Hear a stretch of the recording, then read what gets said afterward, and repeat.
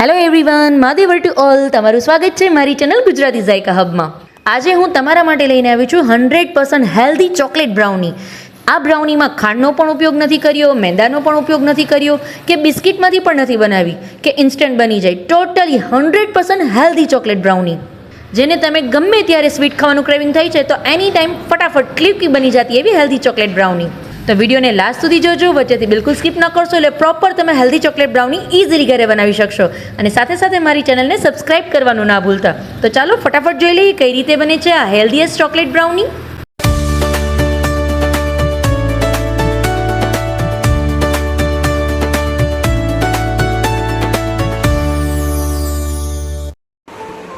તો આપણે totally healthy version brownie બનાવવા માટે શુગરનો ઉપયોગ નથી કરવાનો. તો એના માટે આપણો જે રેગ્યુલર દેશી ગોળ આવે છે એ લઉં છું. ગોળનો જે પાવડર આવે છે, જેગરી પાવડર જે રેડીમેડ મળે છે, એનો યુઝ પણ આપણે નથી કરતા. જે રેગ્યુલર ઘરમાં આપણે ગોળ યુઝ કરીએ છીએ એ જ ગોળ મેં લીધેલો છે.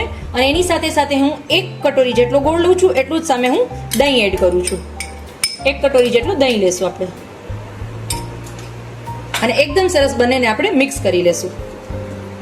ખાલી આ રીતે નોર્મલી વિસ્ક કરવાનું કે જેનાથી ગોળ જે આપણો દેશી ગોળ છે, જેમાં થોડા થોડા ક્રિસ્ટલ્સ હોય છે, ગાંગડા જેવું હોય છે, તો એકદમ સરસ મિક્સ થઈ જાય. બસ આ રીતે નોર્મલી તમારે એને વિસ્ક કરી લેવાના કે ગોળ તમારો પ્રોપર એકદમ સરસ મિક્સ થઈ જાય, એક પણ ગોળનો ગઠ્ઠો ન રહી જાય. એના માટે આ રીતે પ્રોપર તમારે એને વિસ્ક કરવાનું. 1 મિનિટ આ રીતે વિસ્ક કરશો એટલે એકદમ સરસ ગોળ છે એ તમારો દહીંની અંદર પ્રોપર મેલ્ટ થઈને મિક્સ થઈ જશે. એકદમ સરસ પ્રોપર મારું જે છે ગોળ એ મેલ્ટ થઈ ગયું છે અને દહીંની અંદર એકદમ સરસ પ્રોપર મિક્સ પણ થઈ ગયું છે. જો એક પણ ગઠ્ઠો છે એ મારા ગોળનો છે ને એની અંદર એકદમ સરસ મિક્સ થઈને રેડી છે. હવે એની અંદર હું એડ કરું છું ઘરનું આપણું જે દેશી ઘી આપણે ઘરે બનાવીએ છીએ રેગ્યુલર, એ ઘરનું શુદ્ધ દેશી ઘીનો યુઝ કરું છું. એટલે આપણે જે બહાર રેડીમેડ જે બ્રાઉની આપણે ખાઈએ છીએ એની અંદર પામ ઓઇલનો યુઝ થાય છે, તો એ પામ ઓઇલનો પણ આપણે યુઝ નથી કરવો, નહીં કોઈ પણ રેગ્યુલર ઓઇલ. એની બદલે હું બટરનો યુઝ આપણે કરી શકીએ છીએ, બટ એના બદલે હું ઘરનું શુદ્ધ દેશી ઘીનો યુઝ કરું છું, જેનાથી એકદમ સરસ ક્રીમી અને ફ્લફી થશે. એકદમ સરસ મારું જે મેં ઘી એડ કરેલું છે એની અંદર એકદમ સરસ મેં મારા બેટરની અંદર મિક્સ કરી લીધું છે. એકદમ ફ્લફી મારું બેટર છે એ રેડી છે. જ્યારે તમે આ બનાવશો ને, જ્યારે આ બેટર તમારું થતું હશે ને, ત્યારે તમને એની એકદમ સ્મેલ છે ને એ કેરેમલ જેવી સ્મેલ આવશે, સુપર સ્મેલ આવશે. એની અંદર અડધી ચમચી જેટલા બેકિંગ સોડા એડ કરું છું અને એકદમ સરસ આપણે મિક્સ કરી લેશું. એકદમ સરસ મારો બેકિંગ સોડા છે એ મિક્સ થઈ ગયો છે. જો તમે એકદમ ફ્લફી બની ગયું છે, ટેક્સચર એનું એકદમ ફ્લફી છે. હવે આની અંદર આપણે 1 બાઉલ જેટલું હું જેટલું મેં ગોળનું પ્રમાણ લીધું હતું, જેટલું દહીંનું, જેટલું ઘીનું, એટલું જ સામે હું ઘઉંનો લોટ એડ કરું છું. અને જેટલો ઘઉંનો લોટ લ્યો એનાથી અડધો તમારે મેઝરમેન્ટમાં ખાસ ધ્યાન રાખવાનું છે. 1 વાટકો જેટલો તમે ઘઉંનો લોટનો યુઝ કરો છો તો સામે અડધા વાટકા જેટલો કોકો પાવડર એડ કરવાનો.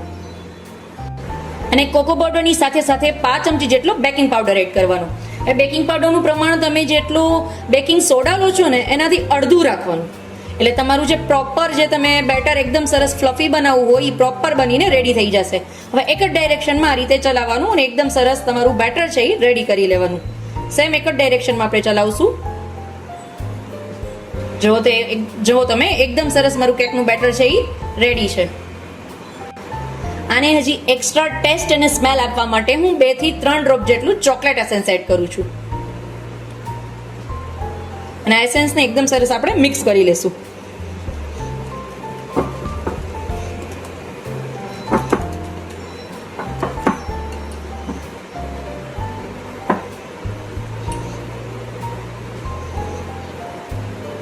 હવે આપણે એને કોઈ પણ ઓવન પ્રૂફ ટીનની અંદર અથવા કોઈ પણ ઓવન પ્રૂફ બાઉલની અંદર કાઢી લેશું. જો તમે ઓવનમાં એને પ્રીહીટ કરીને બેક કરવા ન માંગતા હો તો તમે એને પ્રીહીટેડ કઢાઈમાં પણ બેક કરી શકો છો.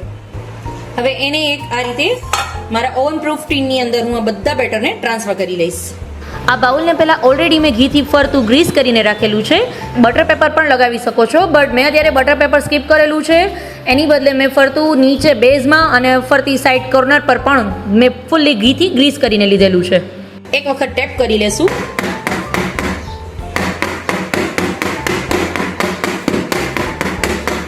એટલે જેટલા પણ એર ક્રિસ્ટલ્સ હશે એ બધા બહાર નીકળી જશે. હવે આને હું 180 ડિગ્રી ઉપર, પ્રીહીટેડ ઓવન છે, 180 ડિગ્રી ઉપર આને હું 7 મિનિટ માટે બેક કરી લઈશ. જો ફ્રેન્ડ્સ, મારી બ્રાઉની છે એ બનીને રેડી છે. હજી થોડી ગરમ છે, બટ મારે થોડી ઉતાવળ છે એટલે હું ગરમ ગરમ જ આ રીતે ચપ્પુની મદદથી ફરતી કિનારીએથી રિમૂવ કરીને ડિમોલ્ડ કરીશ. બટ તમે ગરમ ગરમ ડિમોલ્ડ ન કરશો એટલે તમારી પ્રોપર બ્રાઉની છે એ ડિમોલ્ડ થઈ શકે. એટલા માટે ગરમ ગરમ બિલકુલ ડિમોલ્ડ નહીં કરતા, પણ હું તમને ગરમ ગરમ ડિમોલ્ડ કરીને પણ બતાવી દઉં છું કે કઈ રીતે ડિમોલ્ડ થઈ છે. મેં આને ગરમ ગરમ જ ડિમોલ્ડ કરેલી છે એટલે જુઓ તમે, એટલે થોડુંક છે સાઈડમાંથી આ રીતે તૂટી ગયેલી છે. બટ તમે ગરમ ગરમ બિલકુલ ડિમોલ્ડ ન કરશો, એકદમ ઠંડુ થાય, રૂમ ટેમ્પરેચર પર આવે પછી એને તમારે ડિમોલ્ડ કરવાનું. હવે મેં એના માટે ઘરની જ મેં ચોકલેટ બનાવીને રાખેલી છે. કોઈ પણ જાતની ચોકલેટ છે મેં મેલ્ટ કરેલી કે નથી રાખેલી, મેં ઘરની જ બનાવેલી મારી ચોકલેટ છે, એનાથી હું આને ડેકોરેટ કરીશ. તમે જો ઈચ્છો તો બહારનું કોઈ રેડીમેડ કમ્પાઉન્ડ આવે અથવા ડેરી મિલ્ક ચોકલેટ અથવા કોઈ બી ચોકલેટ તમે આ રીતે પોર કરી શકો છો. બટ હું અત્યારે ઘરની જ બનાવેલી ફ્રેશ ચોકલેટ છે એનો યુઝ કરું છું અને એનાથી એને ડેકોરેટ કરીશ.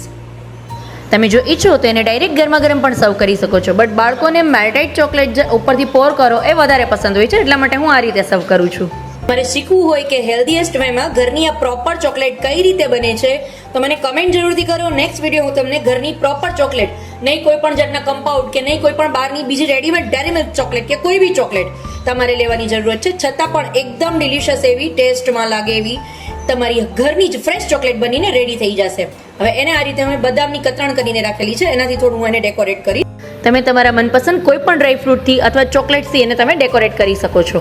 બટ આ ટોટલી હેલ્ધીએસ્ટ વર્ઝન મેં બનાવી છે કેકને, જેમાં શુગરનો પણ ઉપયોગ નથી કર્યો, મેંદાનો પણ ઉપયોગ નથી કર્યો, તો એના માટે એનું ડેકોરેશન પણ હું હેલ્ધી જ કરીશ. એટલે એને હું બદામની કતરણથી ડેકોરેટ કરું છું. તમે બીજા ડ્રાયફ્રૂટ પણ તમે તમારી અકોર્ડિંગ લઈ શકો છો, ટેસ્ટ અકોર્ડિંગ.